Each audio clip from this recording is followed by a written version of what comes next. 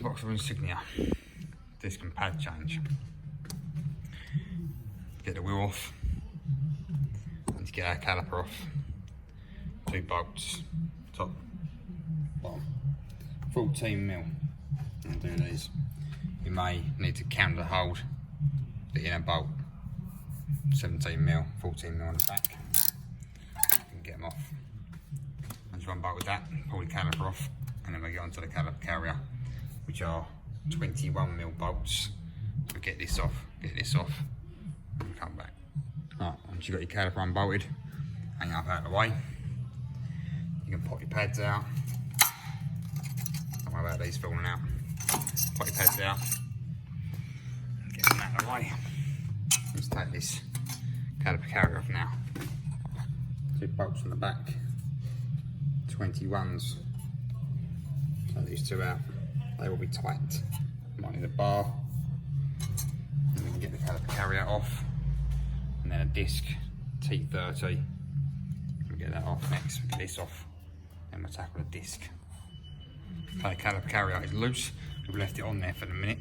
This T30 bolt, I'd recommend putting your T30 in and hitting it with a hammer. Try and loosen the rust up. Obviously I'm using an impact gun to take this out. If you have got a ratchet to use, screwdriver in, leave this on, and you undo it with a ratchet. Once you've done that, take out your T30. Once that's out, you can then remove the carrier and then take your disc off the front. So we'll do it now. If it's tight, whack it from the back, hammer, knock it off. Okay, disc's off. I want to try and get this surface as clean as we can. So wire brush on a drill or manual run. Try and get this as clean as we can. So we get this cleaned up. Come back. Okay. Clean the rust for the hub as clean as we can. Also wound the piston back. If you haven't got one of the tools, use a screwdriver, push back, make sure your reservoir cap's open in the engine bay. And we're going to put some grease in this face, get our new disc fitted and screw. Okay, new disc fitted, put our retaining screw back in. This hasn't got to be ridiculously tight, just enough to hold the disc in place. Now we need to go and clean up that carrier.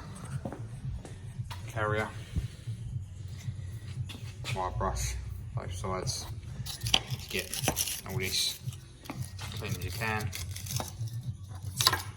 Some pads will come with new hardware, this particular pads haven't. Let's get this as clean as we can, and we get the hardware back in. We can bolt this back to the car. We'll clean this up now. Right, so we've cleaned out our faces. While you're here, check your slider pins are free. If these are jammed up, it causes uneven wear on the pads.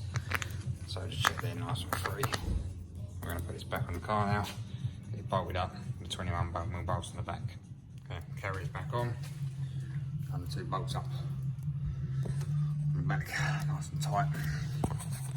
Now I need to clean up the hardware, wire brush, get them as clean as we can, and then get them back in, get our pads in. So we'll get these cleaned up now.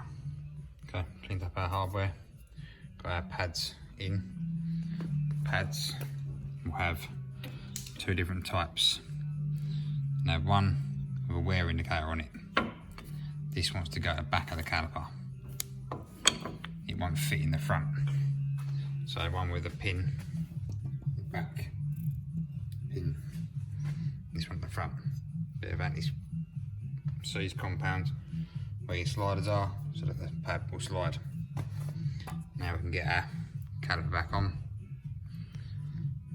Put a little bit of grease in this front face, a little bit on the piston itself, and we can bolt it back on. And caliper back on. Then our 2 bolts up, 14mm. Put it all back on now. Go to the other side and do the same principle, other side. Once you're finished, make sure you pump the brake pedal a few times. Bring the caliper piston back in. Otherwise, if you don't, when you hit the brakes, you're not going to stop. And do the other side, job done.